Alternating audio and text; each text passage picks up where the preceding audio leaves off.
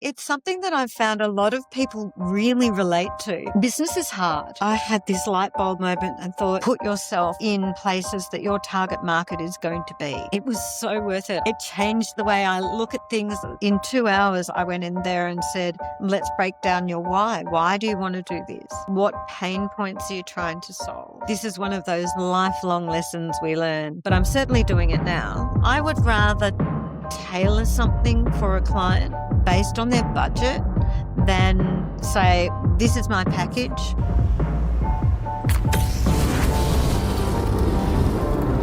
This wasn't a side hustle, but you decided to straight away dive into it. Do you remember a point, call, or an email that made that decision happen? I had an in-mail in my LinkedIn and it was, oh, you might be eligible to do your MBA. When I got that email saying, congratulations, you're in, you start next week doing your MBA or whenever it was, I had this light bulb moment and thought, what am I going to do?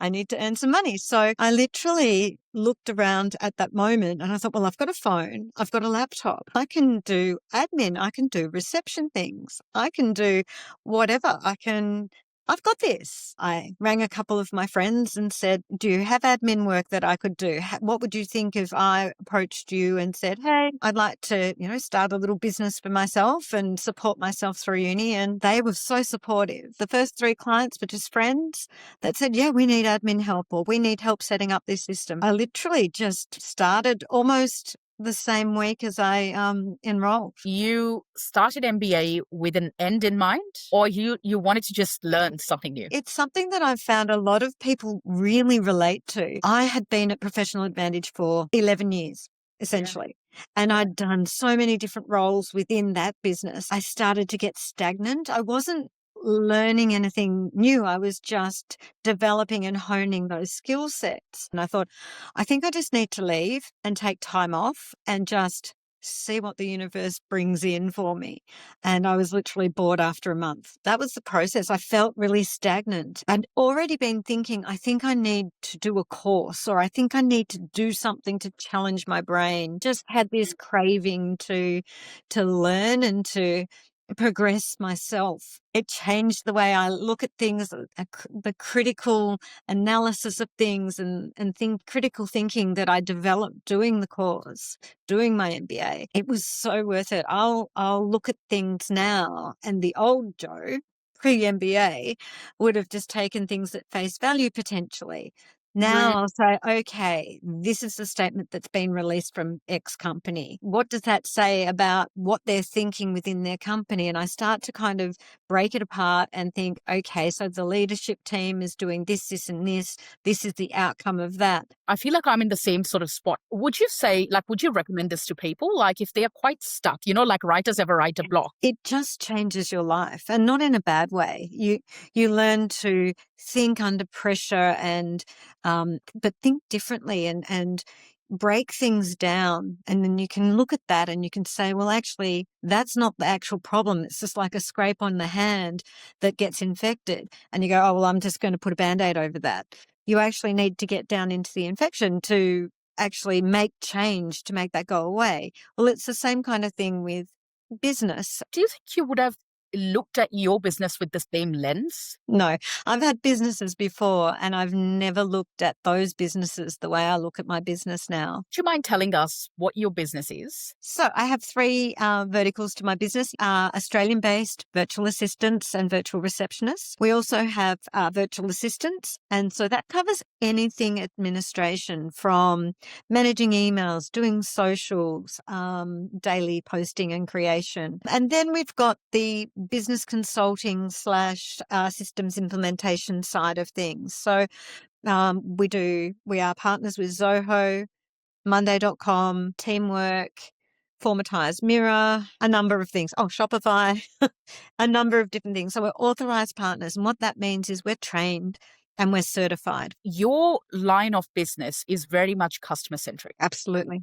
Do you ever find yourself balancing what the client wants versus what they actually should be getting? Yes, every day. It normally just comes out where there's that, you can see there's a pain point there, or you can see that, this is going to be the compelling reason to do that. Now, not every one of our clients has taken our advice all the time, and that's okay. I've got a perfect story for it, actually. I have this client. I was introduced to her because she was having trouble with her implementation of a CRM system. So we came in, evaluated the system, and after a couple of hours of looking at the system and looking what had been done and what can be done, and then doing a lot of research and speaking with the actual platform's help desk, we identified that it wouldn't do half of the things that this particular client needed done. She really didn't want to change. She'd already tried 2 other CRMs before this. She'd been promised the world with this particular CRM. And in 2 hours, I went in there and said, this is not going to do what you need it to do. And finally, I said, just give me 4 weeks and I'll tell you what the price will be. If this works for you, then you can pay me. Otherwise, I won't ask for payment for this system. So that's the way.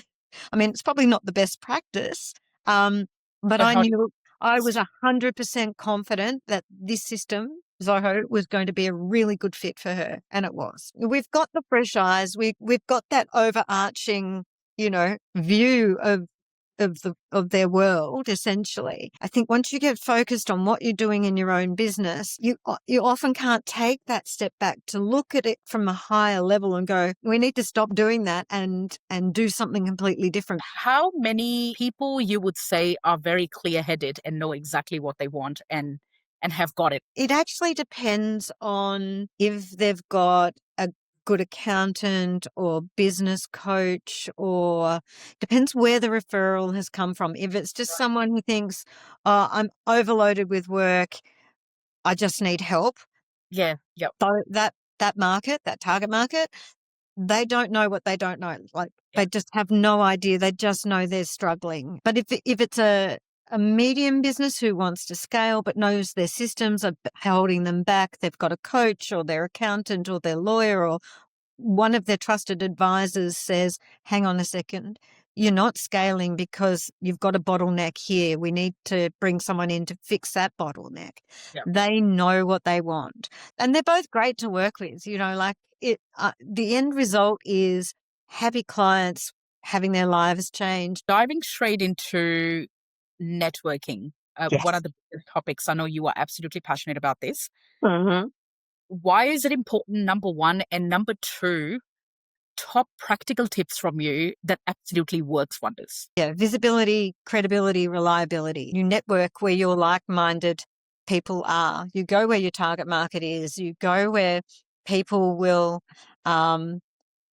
appreciate you turning up for them. Business is hard. And I think that it's also, networking is a great place to meet other business owners that you'll find are in the same position as you are. The second part to your question was tips and tricks. Yes, I've got a few tips and tricks. Absolutely.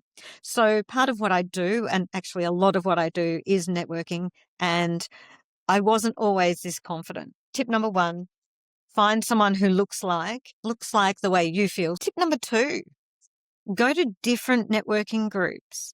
Every networking group, even in, say, BNI, there are 370,000 BNI chapters across the world. Go to a few. Every chapter has a different culture, different personality. Okay, the third tip would be to have your little elevator pitch ready, because everybody in a room is going to ask you, oh, hi, Joe, what do you do? And what you want to do is have a really grabby line first up, and it's a 30-second elevator pitch. Absolutely perfect. And try and make it 2 or 3 sentences, maybe even 4 or 5, but 2 or 3 sentences in those first couple of sentences that really describe what you do. Your growth from 0 to, say, 300K over the 8 years, did you plan it? Would be my first question. This is one of those lifelong lessons we learn. Yeah, I definitely plan. This is the short answer. I've had businesses before, and I started this one the same way I started those ones. I tripped into them, or I didn't didn't sit down and do a big business plan and all that kind of thing. And if I had my time again, I would absolutely plan out my first 90 days, my first year, my first 3 years, my 5-year plans, because now that's what I'm doing. Probably should have started a lot sooner, and I would have been at this point in my business a lot sooner. But we all live and learn. So obviously the tips and tricks that I've learned in my own experience has been that, yeah, I should have been doing the planning and the forecasting a lot sooner than what I am now, but I'm certainly doing it now, and have actually seen tangible results from it. Gurus out there like Mark Boris and what have you, they always say, start with the end in mind.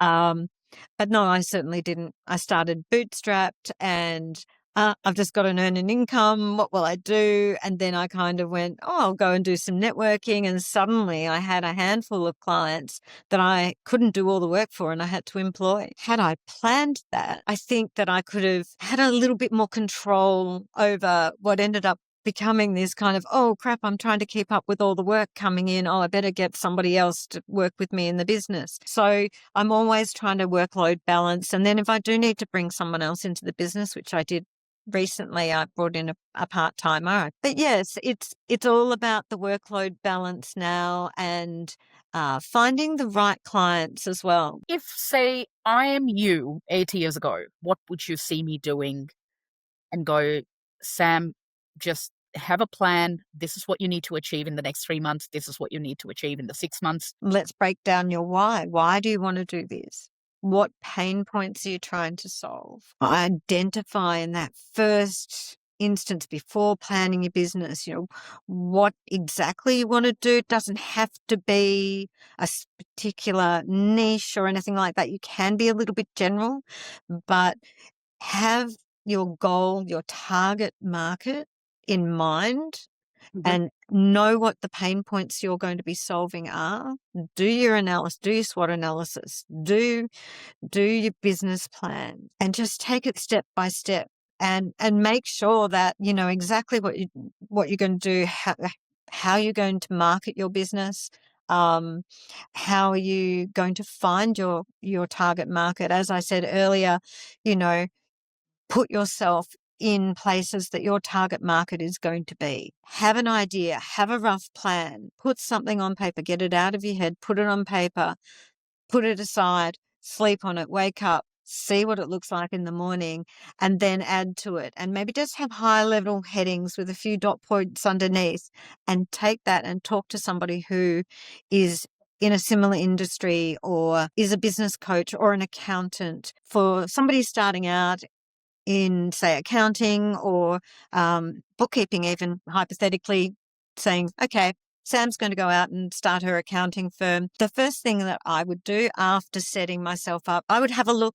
locally and see what networking groups are available. Go along to these, meet other business owners because, they're there to do business with everyone else in the room. So again, it's be where your clientele are going to be. These days, networking and on social. So again, you have to have an online presence as well because that's where your credibility. People will Google you. People will look. So set up a website and maybe an Instagram page and a LinkedIn page. For your business, you did mention that hourly rate works better than a package based. How do I know, or how do our listeners know when to differentiate it and what can be better for them? For me, the packages, whilst I have them, they're not popular because we're happy to do things by the hour. Like if someone's got an hour's worth of work and they just need someone else to get it done, we can normally squeeze that in. We've got capacity to do that. And so I find with the packages that they want the detail that packages don't provide. They want to know exactly what you've done.